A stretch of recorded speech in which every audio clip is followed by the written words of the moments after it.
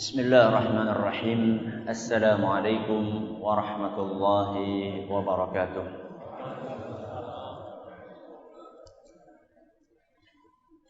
Innal hamdalillah nahmaduhu wa nasta'inuhu wa nastaghfiruh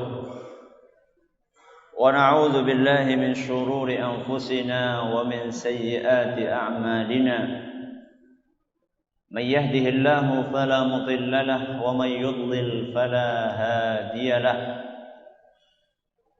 وأشهد أن لا إله إلا الله وحده لا شريك له وأشهد أن محمدا عبده ورسوله يا أيها الذين آمنوا اتقوا الله حق تقاته ولا تموتن إلا وأنتم مسلمون يا أيها الناس اتقوا ربكم الذي خلقكم من نفس واحدة وخلق منها زوجها وبث منهما رجالا كثيرا ونساء واتقوا الله الذي تساءلون به والأرحام إن الله كان عليكم رقيبا يا أيها الذين آمنوا اتقوا الله وقولوا قولا سديدا يصلح لكم أعمالكم ويغفر لكم ذنوبكم ومن يطع الله ورسوله فقد فاز فوزا عظيما أما بعد فإن أصدق الحديث كتاب الله وخير الهدي هدي محمد صلى الله عليه وسلم وشر الأمور محدثاتها وكل بدعة ضلالة. Kita panjatkan puja dan puji syukur kehadirat Allah Tabaraka wa Ta'ala. Pada kesempatan yang berbahagia kali ini kita kembali diberi kekuatan, kesehatan, hidayah serta taufik dari Allah Jalla wa Ala, sehingga kita bisa kembali menghadiri pengajian rutin tafsir kita ini di Masjid Agung Darussalam Purbalingga.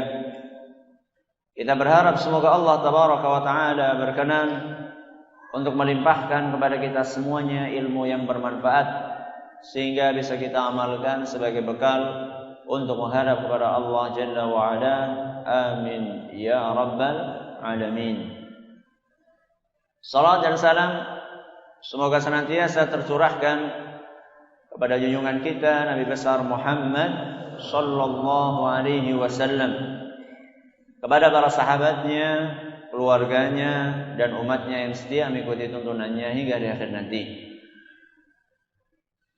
Sebelum kita memasuki materi hari ini, saya akan menambahkan keterangan tentang pengumuman yang tadi disampaikan di awal mengenai kajian rutin Ahad kedua di Masjid Agung Baitus Salam Purwokerto seputar sejarah kehidupan Nabi kita Muhammad sallallahu alaihi wasallam atau sirah nabawiyah. Temanya besok adalah pernikahan Nabi kita Muhammad sallallahu alaihi wasallam. Itu temanya. Insyaallah seperti yang tadi diumumkan pada jam 9 pagi sampai selesai dengan izin Allah Subhanahu wa taala. Para hadirin hadirat sekalian yang kami hormati dan juga segenap pendengar Radio Insani 88 FM di Purbalingga dan sekitarnya, para pendengar Radio Roja di Jakarta, di Bandung, di Lampung, di Berau, dimanapun Anda berada, para pendengar Radio Bas FM di Solo Tigo dan sekitarnya, serta para pemirsa Yufi TV yang semoga senantiasa dirahmati oleh Allah Azza wa Jalla. Kita masih akan melanjutkan tafsir dari ayat yang ke-5 dari surat Al-Bayyinah yang bunyinya wa ma umiru illa liya'budullaha mukhlishina lahud-din hunafa wa yuqimus salata wa yu'tuz zakata wa dzalika dinul qayyimah. Ada pengumuman dari takmir kepada para orang tua yang membawa anak-anak kecil supaya lebih dijaga Karena kemarin ramai banget, malah ada yang pipis di serambi sana. Mungkin kebiasaan di rumah itu nggak pipis di kamar mandi itu mungkin. Tolong yang bawa anak, niatnya baik, bawa anak bagus tidak apa-apa. Tapi jangan dibiarkan anaknya berkeliaran, dicekeli anaknya. Jadi jangan dengan alasan biar khusyuk ngajinya Ustaz. Iya, kamu yang khusyuk, teman-temannya terganggu. Jangan egois, jangan egois. Bawa anak tidak apa-apa, bagus. Tapi pegangi, anaknya dipegangi. Jangan dibiarkan kelayaban kemana-mana. Ya. Jadi yang punya anak, tolong. Ini buat seterusnya, bukan untuk sekarang saja. Bawa anak tidak apa-apa. Tapi jangan biarkan jalan-jalan gitu, keliling-keliling, lari-lari. Pegang anaknya. Dipegang, dikasih apa biar diem gitu. Lebih baik daripada dibiarkan lari-lari ke sana kemari mengganggu yang lainnya. Kita membahas ayat yang kelima dan kita baru sampai firman Allah hunafa'a. Baru sampai firman Allah hunafa'a. Wa ma umiru illa liya'budullaha mukhlishina lahud-dina hunafa'a. Dan separuh dari ayat ini sebagaimana kita jelaskan dahulu sedang membahas tentang pondasi ajaran agama kita, yaitu tauhid. Ada di dalam wa ma umiru illa liya'budullaha mukhlishina lahud-dina hunafa. Bahwa kita disuruh oleh Allah Subhanahu wa taala untuk mengikhlaskan ibadah hanya untuk Allah. Itulah pondasi agama kita, yang biasa diistilahkan dengan tauhid. Hari ini kita akan melanjutkan pembahasan berikutnya yang Allah sebutkan di dalam ayat ini, di mana Allah Subhanahu wa taala setelah selesai membahas tentang pondasi Islam, Allah mulai menjelaskan bangunan yang seharusnya kita wujudkan di atas pondasi itu. Bangunannya adalah wa yuqimus salata wa yu'tuz zakata. Yuqimus salah artinya menegakkan salat. Wa yu'tuz zakah artinya mengeluarkan zakat. Masih ingat dua ibadah ini mewakili ibadah apa? Satunya hablum minallah, yang kedua hablum minannas. Kita mulai dari hablum minallah terlebih dahulu. Wa yuqimus shalah. Kenapa kok dipilih ibadah salat sebagai perwakilan dari ibadah-ibadah yang sifatnya hablum minallah? Padahal ibadah-ibadah yang sifatnya hablum minallah banyak. Kenapa dipilih salat? Para ulama menjelaskan karena salat adalah merupakan salah satu rukun Islam yang paling agung setelah syahadat. Syahadat itu tauhid. Syahadat itu tauhid. Rukun Islam yang kedua adalah menegakkan salat. Dan salat adalah merupakan ibadah amaliyah yang paling afdal dibandingkan ibadah-ibadah amaliyah yang lainnya. Karena itulah dipilih salat. Perhatikan baik-baik ayat ini. Wa yuqimus salata. Artinya apa tadi? Menegakkan, mendirikan salat. Kalau kita perhatikan baik-baik ayat-ayat yang berisikan perintah untuk salat dan juga hadis-hadis Nabi sallallahu alaihi wasallam yang menyuruh kita untuk salat, rata-rata redaksinya menggunakan kata menegakkan. Wa yuqimus salata, menegakkan salat. Di dalam ayat lain Allah Subhanahu wa taala berfirman, wa aqimis salata, dan tegakkanlah salat. Di dalam hadis Nabi SAW Bukhari dan Muslim ketika beliau menjelaskan tentang rukun Islam, buniyal Islamu ala khamsin, Islam itu dibangun di atas 5 perkara. Yang kedua, wa iqamis shalah, menegakkan salat. Kenapa sih kok mesti pakai kata menegakkan? Apakah setiap orang yang menunaikan salat pasti telah menegakkannya? Pasti atau belum? Belum tentu. Berarti yang diminta dari kita bukan sembarang salat. Apa itu menegakkan salat? Para ulama kita menjelaskan, menegakkan salat artinya menunaikan salat sesuai dengan aturan yang sudah digariskan oleh agama. Apa tadi? Menegakkan salat artinya menunaikan salat sesuai dengan aturan yang sudah digariskan oleh agama.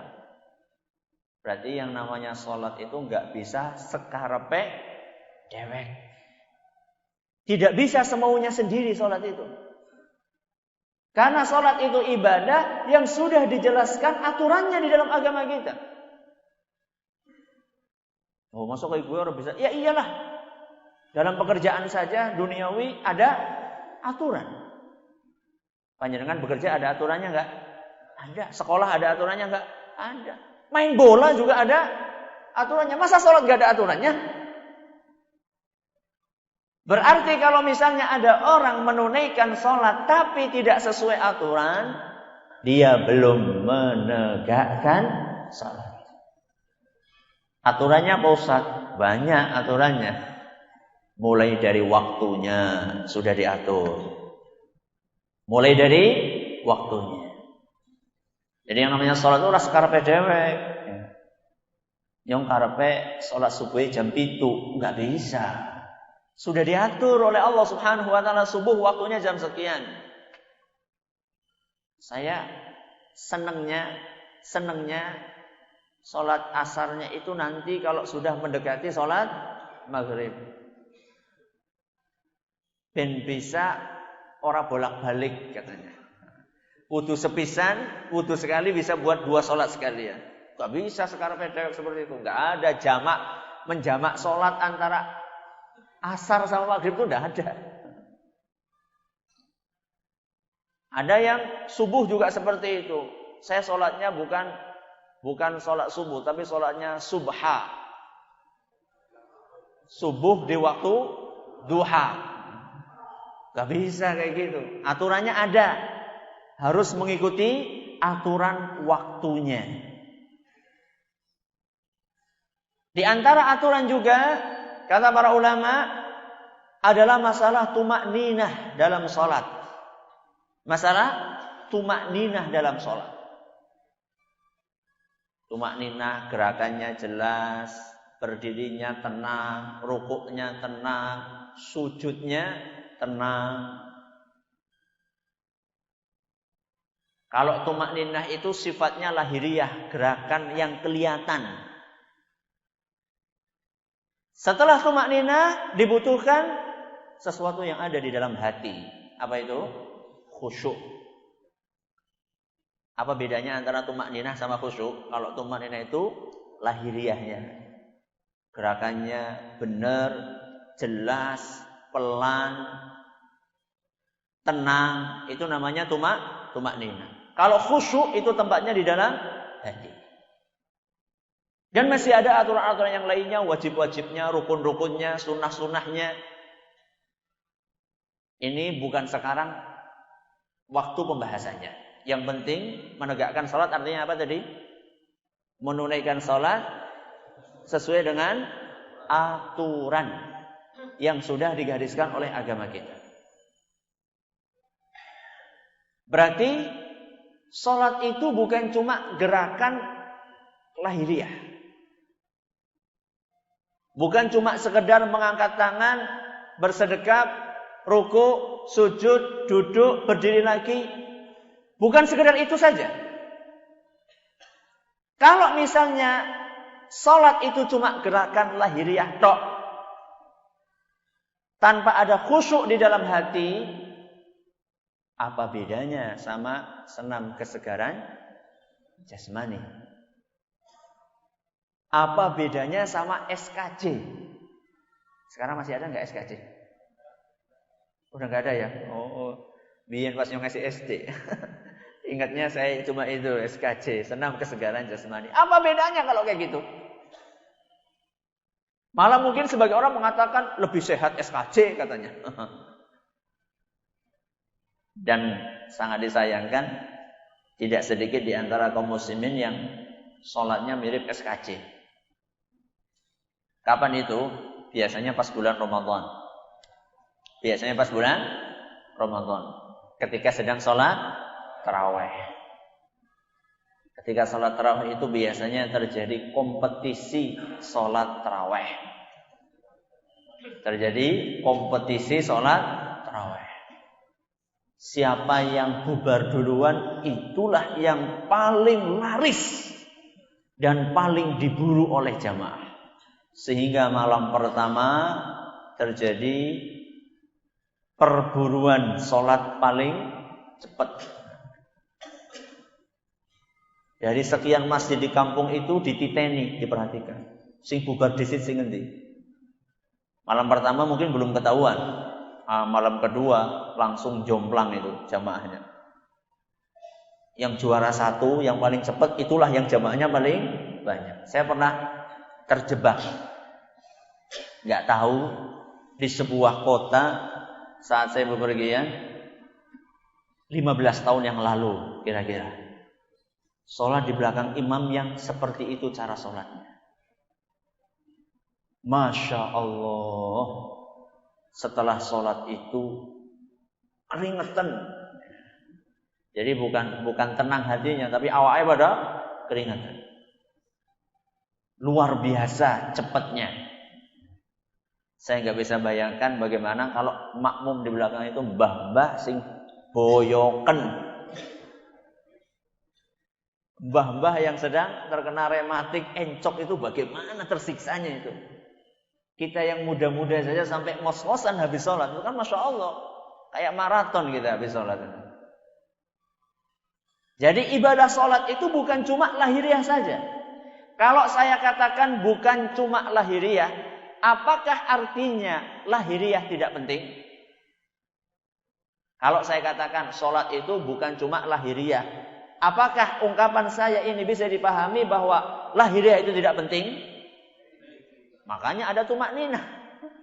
Penting lahiriah. Tapi jangan sampai berhenti di situ. Penting gak usah kita belajar cara takbiratul ihram yang benar. Penting. Setinggi apa, tangannya menghadap kemana. Penting gak usah kita belajar cara bersedekap. Penting. Apakah di atas dada, apakah di atas pusar, apakah di bawah pusar, apakah di samping. Penting nggak kita belajar Ustadz bagaimana cara rukuk yang benar? Penting nggak kita cara belajar mengacungkan jari kita ketika tasyahud? Apakah jarinya digerak-gerakkan? Kalau digerak-gerakkan apakah diputer-puter kayak gini? Ataukah tidak perlu digerakkan? Penting nggak belajar itu? Penting. Duduk ketika tasyahud akhir itu yang benar kayak apa Ustadz?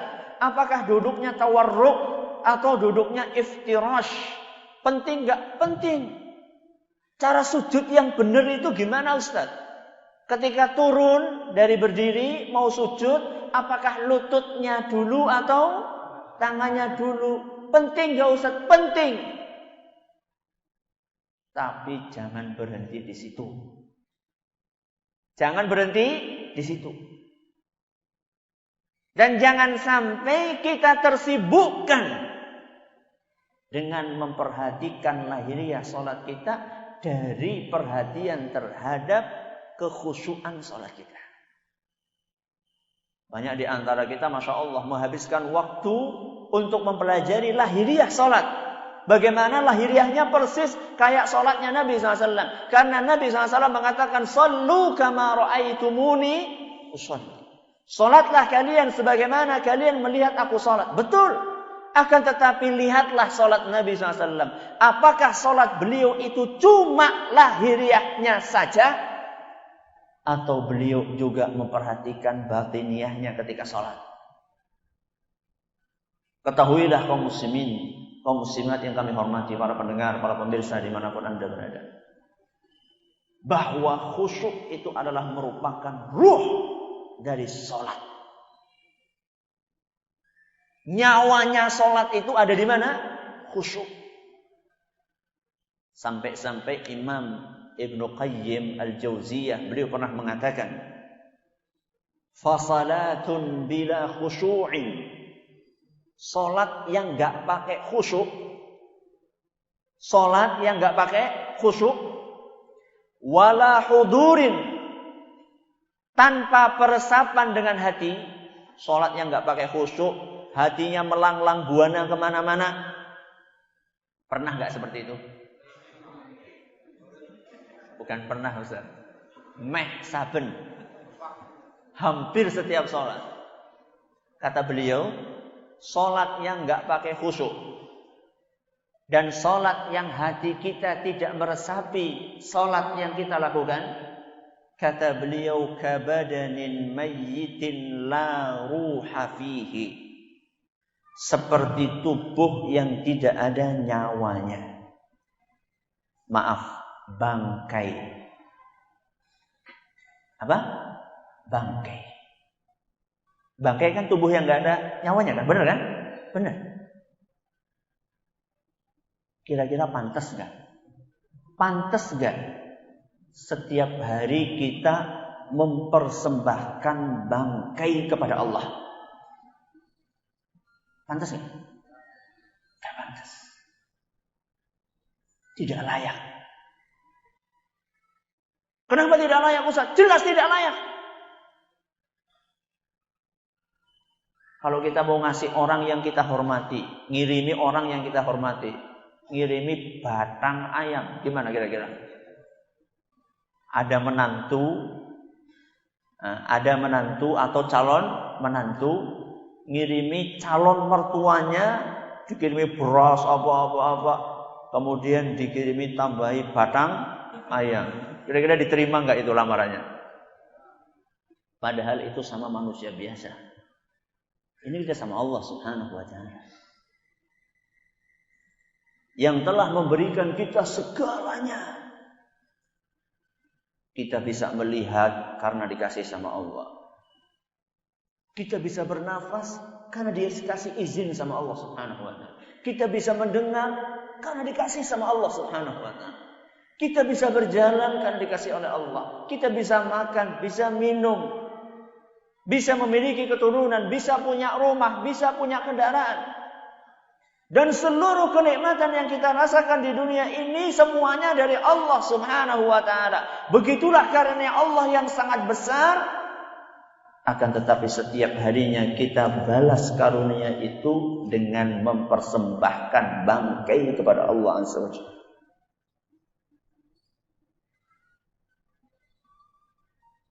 Makanya banyak orang yang sholat di negeri kita, tapi korupsi juga tetap jalan. Bahkan tidak sedikit di antara mereka yang korupsi juga rajin sholat.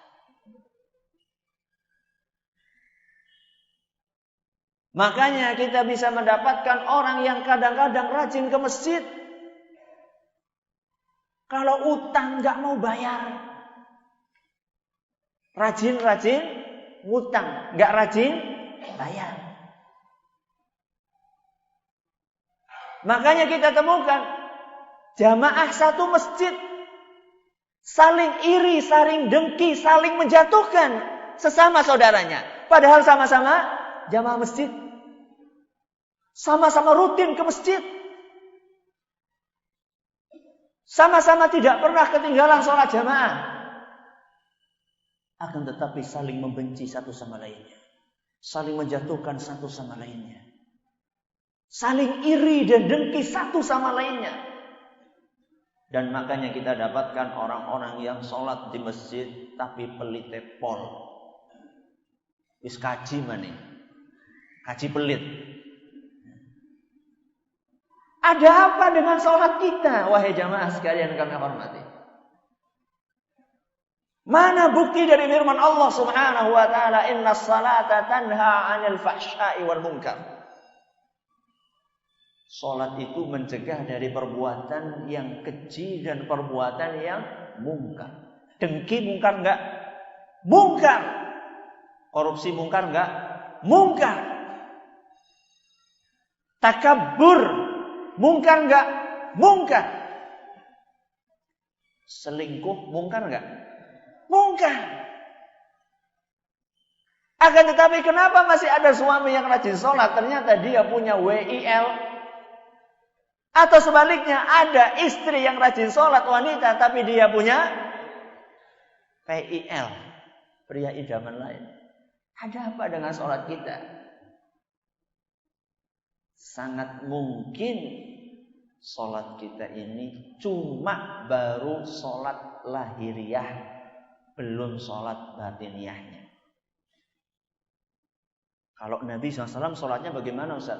Lahir batin Nabi SAW sholatnya. Lahir batin beliau sholatnya. Dan para sahabat juga seperti itu. Saking khusyuknya ada salah seorang sahabat Nabi SAW yang dalam sebuah peperangan atau kecelakaan atau sakit, kakinya membutuhkan untuk diamputasi. Harus, kalau tidak berbahaya, bisa menular dan menjalar ke anggota tubuh yang lainnya. Satu-satunya obat bius saat itu adalah khamr. Apa khamr? Arak, minuman keras. Satu-satunya obat bius saat itu adalah khamr. Ditawarkan sama sahabat tersebut. Mau nggak minum khamr? Apa? Minum khamr? Anak, saya disuruh minum khamr. Lah nanti kalau dioperasi mati terus gimana saya menghadap kepada Allah dalam keadaan sedang mabuk? Enggak. Seteguk pun saya tidak akan minum khamr. Setetes pun saya tidak akan minum. Terus gimana ini harus dioperasi? Sakit loh. Sebentar, saya tak sholat. Kalau saya sudah sholat, silahkan saya mau diapa-apakan, silahkan apa-apa. Sholat 2 rakaat. Ketika sholat itu dipotong kakinya. Tidak ada mengaduh, merintih, teriak, nangis, tidak ada. Itulah orang-orang yang sholatnya sudah sampai kemana? Batin. Kita sholat dengar suara mercon. Riwayat ini, ibu jos apa jadi? Goleting nanti ketemu genggon. Ya enggak? Iya. Jangankan suara kayak itu, cuma suara ngeong. Aduh, kayak gereh, kayak urung dientas kayak pas lagi sholat. Masya Allah. Mari kita lihat salah satu teladan dari salah seorang ulama kita. Beliau seorang ulama yang bernama Hatim. Namanya siapa? Hatim. Hatim al-Asam. Seorang ulama yang wafat pada tahun 237 Hijriah. Abad ketiga. Ulama hidup pada abad ketiga. Dia seorang ahli ibadah yang terkenal di zamannya. Suatu hari beliau didatangi oleh sahabatnya yang bernama Isam. Namanya siapa? Isam. Isam ini bertanya kepada Hatim, sang ahli ibadah. Kata beliau, bagaimana sih cara engkau sholat? Bagaimana cara engkau sholat? Kata Hatim, idza ja'at waqtu sholati qumtu fa atawadda'u wudu'an zahiran wa batinan. Kalau datang waktu sholat, maka aku akan berwudu sebelum sholat. Wudu lahir batin. Apa kata beliau? Wudu lahir batin. Baru dengar kan? Selama ini kita dengar mohon maaf lahir batin. Ternyata ada wudu lahir batin. Apa itu? Kata beliau, yang nanya tadi namanya siapa? Isom. Isom heran kan? Sama Isom juga baru dengar wudu lahir batin gitu. Dia nanya, wudu batin itu apa? Wudu batin itu apa? Wahai Hatim. Sebelum menjelaskan tentang wudu batin, beliau menjelaskan terlebih dahulu tentang wudu lahir. Adapun wudu yang zahir secara lahiriah adalah aku membasah anggota tubuhku dengan air sebagaimana yang semuanya sudah tahu. Itu wudu lahirnya. Basuh muka, basuh tangan, kaki, muka, kepala dan seterusnya, kumur-kumur, masukkan air ke hidung dan seterusnya. Itu wudu lahir saya. Adapun wudu batin, kata beliau, aku akan membersihkan anggota tubuhku dengan taubat, penyesalan, serta melepaskan kecintaan kepada dunia. Kecintaan kepada pujian dari makhluk dan kecintaan terhadap jabatan. Makanya ketika sholat itu lepas semuanya itu pikirannya. Pikiran jabatan, kecintaan dunia, sebagaimana dipraktekkan oleh sebagian sahabat yang kaya raya. Beliau masuk ke masjid, gimana sih kamu kok ketika sholat gak mikirkan hartamu? Kata beliau, ketika saya masuk masjid sambil melepaskan sandal saya lepaskan seluruh pikiran saya tentang dunia. Bisa nggak? Insya Allah. Jadi masuk masjid itu pikirannya apa yang ditinggal. Jadi kalau nyopot sandal, itu nyopot pikiran. Nyopot pikiran tentang dunia. Itulah wudu batin saya, kata beliau. Jadi sambil saya berwudu lahir, saya bersihkan anggota tubuh saya juga bersihkan tubuh saya dari dosa-dosa, dari kecintaan kepada dunia, dari dosa-dosa dengan bertaubat. Saya bersihkan tubuh saya dari kedengkian sesama muslim. Masya Allah. Jadi masuk ke masjid itu dalam keadaan power yang full, baterainya full bersih gitu loh. Terus kata beliau, kemudian setelah itu selesai wudu, aku melangkahkan kakiku ke masjid. Ketika qomat dikumandangkan, aku bentangkan seluruh tubuhku. Aku luruskan, aku tenangkan seluruh tubuhku, kemudian aku hadapkan diriku ke arah Ka'bah. Dalam keadaan aku merasakan bahwa Allah melihatku. Surga di kananku dan neraka di kiriku, serta malaikat pencabut nyawa aku merasakan ada di belakangku. Apa tadi katanya? Lagi dilihat Allah. Surga di kanan, neraka di kiri. Di belakang malaikat pencabut nyawa siap untuk mencabut nyawa. Itulah yang aku hadirkan ketika aku sholat. Dan seakan-akan aku berdiri di atas sirat, jembatan. Ini saya lagi berdiri di atas jembatan ini. Di bawah saya ada neraka. Dan aku hadirkan perasaan bahwasannya salat yang kukerjakan ini adalah salat terakhirku sebelum aku menghadap kepada Allah Subhanahu wa taala. Kemudian setelah itu aku berniat dan bertakbir dengan ihsan. Sebaik-baiknya aku bertakbir. Aku baca Al-Quran dengan perlahan dan penghayatan. Kalau kita kan saking hafale cepetnya pol. Sampai akhirnya keluarnya bacaan itu otomatis. Saking hafale. Ya tidak lepas dari trio kul. Qul huwallahu ahad, qul a'udzu birabbil falaq, qul a'udzu birabbin nas. Itu tok bolak-balik. Kata beliau, aku berusaha untuk membaca bacaan Al-Quran yang aku baca di sholat dengan perlahan dan penuh peresapan.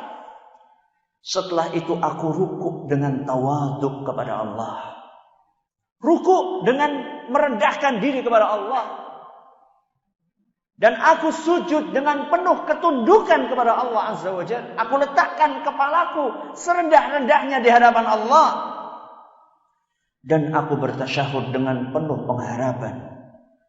Dan mengucapkan salam dengan ikhlas. Dan inilah cara sholatku selama 30 tahun.